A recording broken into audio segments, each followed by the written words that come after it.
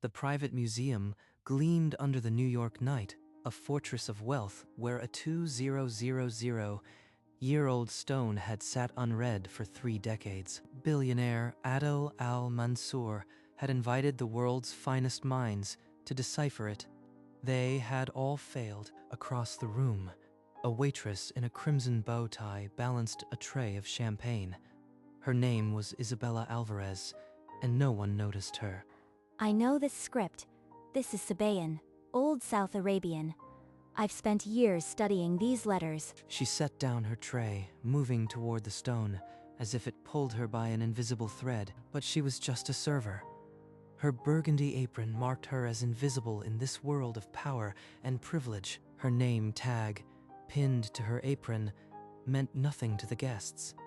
Yet behind that name was a scholar's mind. On the stone, the angular carvings shimmered, forming words only she could decipher, a message trapped for millennia. The museum plaque declared it an unknown ancient inscription. But Isabella knew its language as surely as she knew her own heartbeat. She returned to her tray, the secret burning inside her. The stone had waited 2,000 years. Could she stay silent for another hour? Isabella's cramped apartment became a study by dawn. Lexicons, photos, and teacups crowded her desk. It's Sabaean. Every symbol aligns. I could translate the entire stone right now. Across the city, Adel al-Mansour faced the press, his voice carrying the weight of decades of silence. I am offering $1 million to anyone who can read my ancestor's stone. No credentials required. In his office, Dr. Hisham stared at a notebook filled with crossed-out theories. Another dead end. The script resists every known method. Perhaps this language was never meant to be read again. Isabella watched the broadcast on her phone. $1 million could pay her debts, could change everything. But if I am wrong, they'll crucify me. A waitress playing scholar. That is the headline they will print. She traced the carved symbols on a photograph, the ancient letters pulling at something deep inside her. This stone held a warning once. What if that warning still matters? Someone must speak for it. The next symposium gathered the same scholars around the stone, their faces etched with exhaustion. Dr. Hisham stood before it, his voice hollow. We have exhausted every known script. This stone will remain silent, perhaps forever. A murmur of disappointment rippled through the audience. Adel, seated in the front row, let his hope visibly dim. Now, speak now, or let the stone stay buried. They will laugh, but the words are true. Before she could stop herself, Isabella stepped forward. Her tray clattered onto a side table as she pushed through the stunned crowd. It says, "In the name of Almaka, Lord of the Sanctuary." This is Sabaean, Old South Arabian. The room froze. A few scholars chuckled, but Adel's body went rigid. He stared at the server as if seeing a ghost. How do you know this? Who taught you a language? No scholar alive can read. Isabella met his eyes, then stepped back. Her hands trembled. She had said enough. The rest was dangerous territory.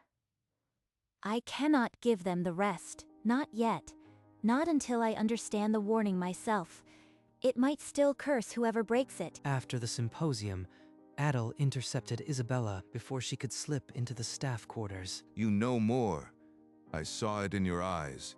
Name your price. I need the full translation. She hesitated, then agreed to a private session after hours when the museum was empty. That night, under a single spotlight, they stood before the stone. Adel watched her every move. It's not a curse. It's a covenant, a sacred pact between two tribes. A promise to share the water from the mountain spring. Adel's breath caught. She continued, her finger tracing the ancient lines. Whosoever diverts the water shall see his land wither, his children thirst, his name forgotten. Adel stepped back, his face suddenly pale. The lush gardens of his estate flickered in his mind. He said nothing, but his jaw clenched. Isabella noticed the tremor in his hands. She asked him what was wrong, but he only whispered, "Nothing. Continue." The weight of the stone's truth pressed on the room. In a late-night diner, Isabella stared at the stone's image on her laptop. Adol's lie echoed. She cross-referenced the Sabaean water terms with modern maps of Yemen. The truth hit like a blow. The ancient spring meant for 2 tribes now fed a single estate, Adol's family compound. Satellite images revealed the hidden pipeline, a scar across the drought-stricken village. He knew. The curse was not myth. It was a theft he inherited. She printed the photos, her hands numb. The covenant had been shattered for decades. This isn't history. I have to confront him before more people starve. After a sleepless hour, she grabbed her bag. Inside, the evidence burned. She wrote his name on the envelope, sealing it with more than paper. She walked into the dawn. The stone's truth a weight she was ready to carry. Isabella stormed into Adol's private study and slapped the satellite photos onto his mahogany desk. Your family stole the water. The pipeline is right here in the photos. Decades of theft. This is madness. My father would never. He couldn't have known about some ancient warning. But you knew. The moment I read the words, I saw it in your face. You recognized the crime. I suspected, but it was done before I was born. I inherited the land, not the sin. The village is dying. Children are getting sick. The curse isn't waiting for your spiritual awakening. Before Adol could respond, his phone screamed with an international ring. He grabbed it. Sheikh Farid, what has happened? Adol listened as the elder's voice broke. Children were collapsing from dehydration. The wells had run dry. Time was gone. He met Isabella's eyes. The billionaire had no more denials, only the weight of a dying village and a 2,000-year-old promise. Adol made a single call. By dawn, a private jet lifted off toward Yemen. They descended into a valley of dust. The village below looked like a wound in the earth. Empty water cans lined every doorway. Children watched them pass with hollow, unblinking eyes. Isabella walked past a dried well where women sat in silence, their grief as dry as the stone. An old woman, thin as a reed, reached out and took Isabella's hand. Her skin was like parchment. This symbol, it is the same as the stone. The same covenant. How does she have this? The woman whispered of a grandmother, a daughter of Bani Najran, the tribe whose name was carved into the covenant. Bani Najran. My grandmother's stories. They called us Najran. We are the other tribe. She turned the ring in her trembling fingers. The curse was no longer history. It was her blood. Adol watched her, uncomprehending. But Isabella knew she had not found the stone. The stone had been waiting for her. They left Yemen with more than dust on their shoes. Isabella carried a name, Bani Najran, like a fuse ready to ignite, in the cramped office of a London immigration archive. Her fingers paused on a yellowed page. It listed her great-grandmother. Origin, Bani Najran. The document confirmed what the ring only hinted. Her maternal line descended from the very tribe the covenant was written to protect. I am the wronged tribe. Adol's family stole water from my bloodline. She called Adol, demanding a meeting. Her voice was steel wrapped in silk. What new evidence could possibly... This stone was carved by my ancestors. Your family broke the promise, and I am the living proof. She laid the brittle paper and the silver ring beside the ancient map. The glyphs matched. The name matched. Adol reached out but stopped short, as if touching the proof might shatter him.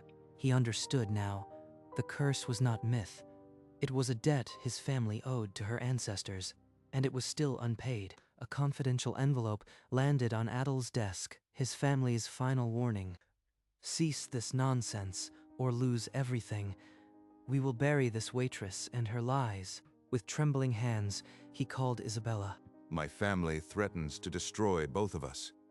They will discredit you and disown me. Millions of my ancestors are watching, Adol.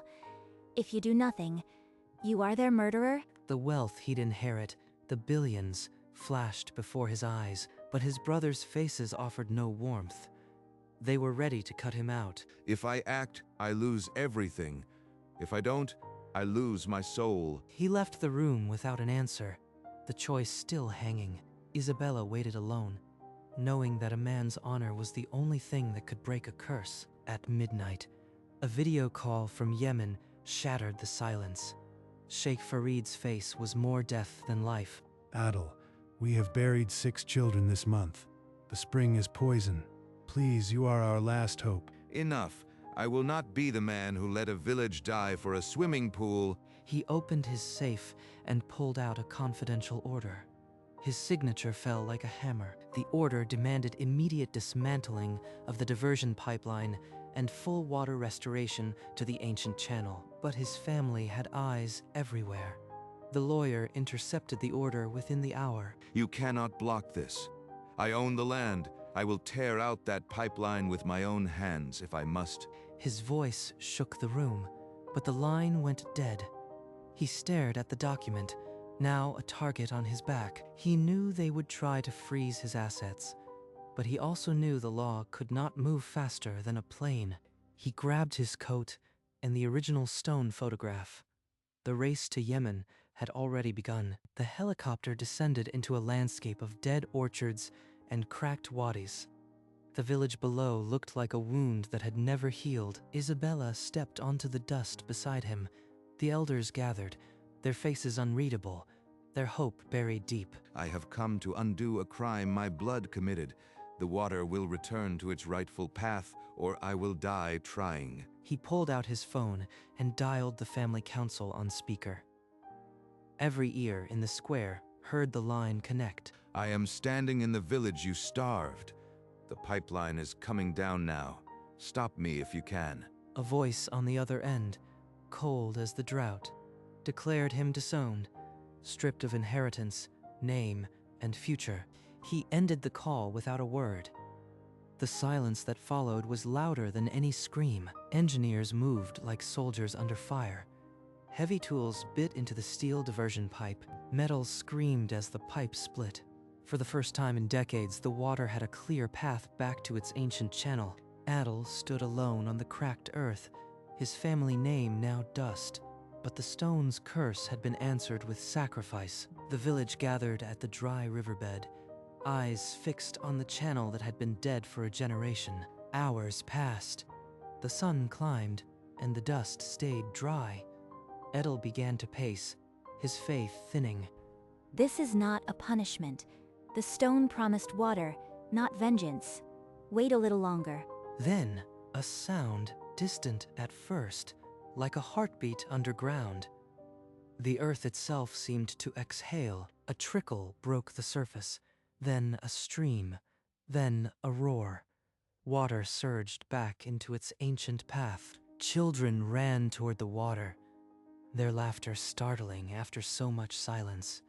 Small hands cupped the stream. Women wept, their veils soaked as they splashed the liquid into their faces, washing away the dust of years. Isabella watched, tears streaking her own cheeks. The curse had been broken, but the cost was still unfolding. A phone buzzed against Adil's chest. The screen lit up with a message he already knew was coming. You are no longer a son of this family. Within days, the story reached every continent. Billionaire breaks family to honor ancient pact blazed across headlines. The stone must return to where it belongs. This covenant was signed in Bani Najran soil. He arranged the transport despite legal threats.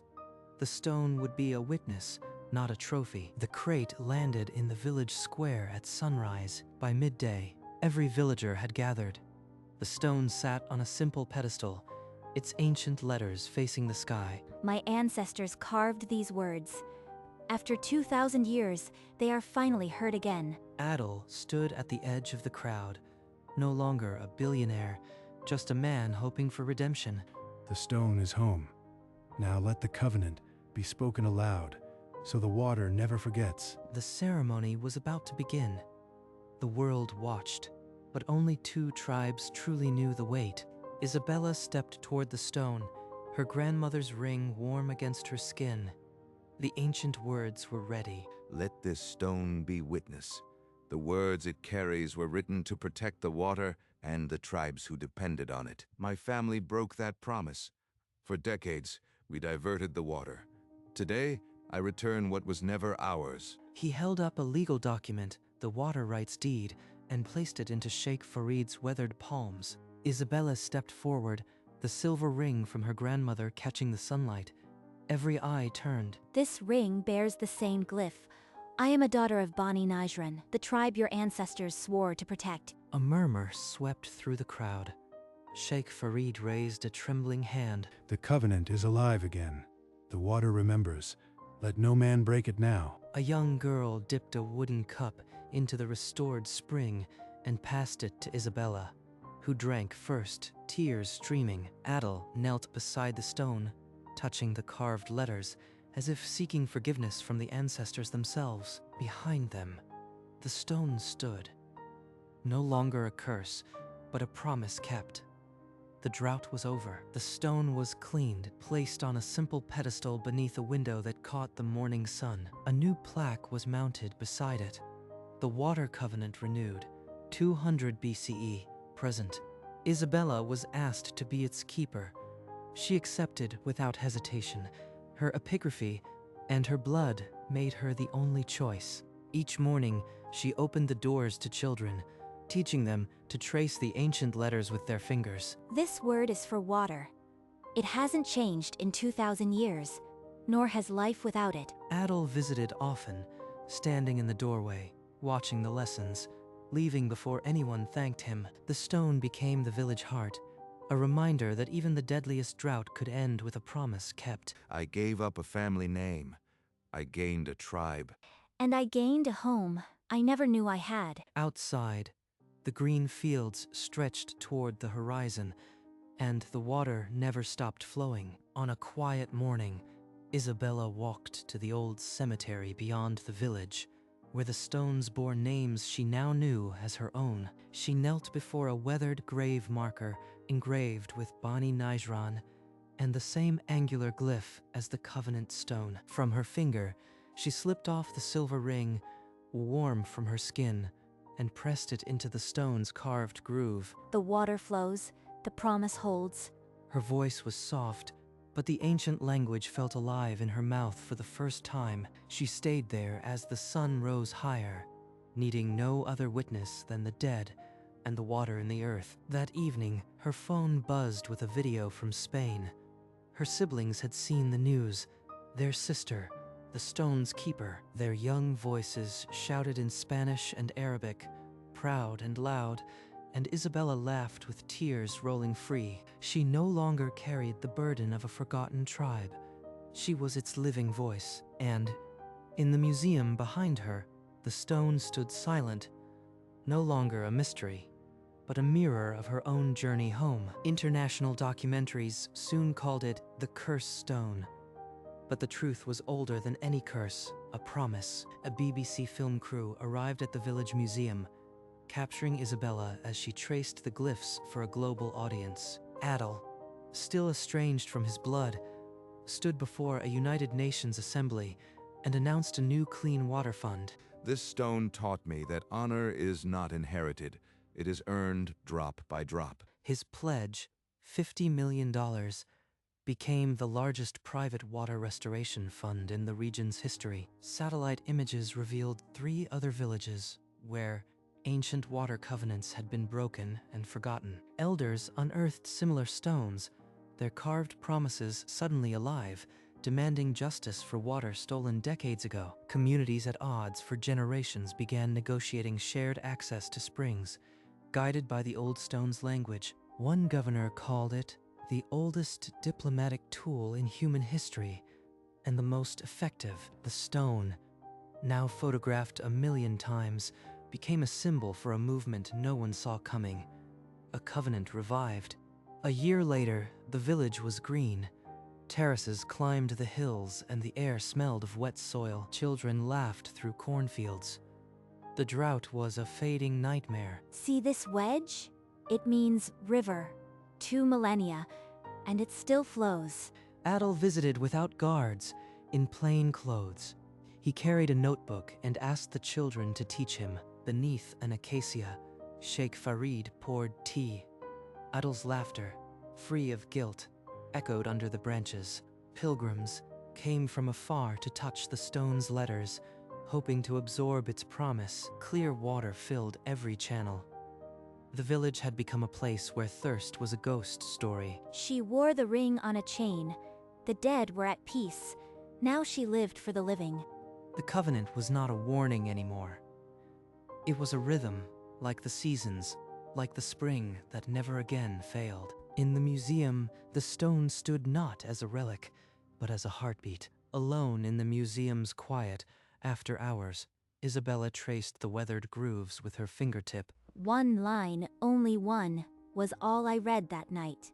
And it was enough. The memory surged, the gala's golden light, the scholar's dismissive silence, then her own voice cutting through the noise. In the name of Al-Makah, Lord of the Sanctuary. She touched the silver chain around her neck, where the ring once hung before she laid it on the grave. No longer in uniform, but in her small village room, a shadow box preserved the crimson bow tie. Next to it, a framed photograph of the stone, the angular script now clear, no longer a mystery. I was invisible that night.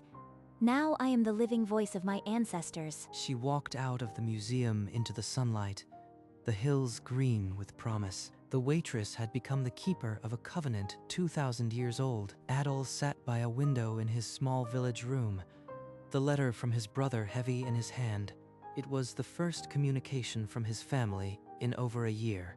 We will never call you brother again, but perhaps you saved what we could not, our souls. He folded the paper slowly, as if folding his old life into something smaller. Opening a drawer, he placed the letter beside a faded photograph of his late wife, Amira.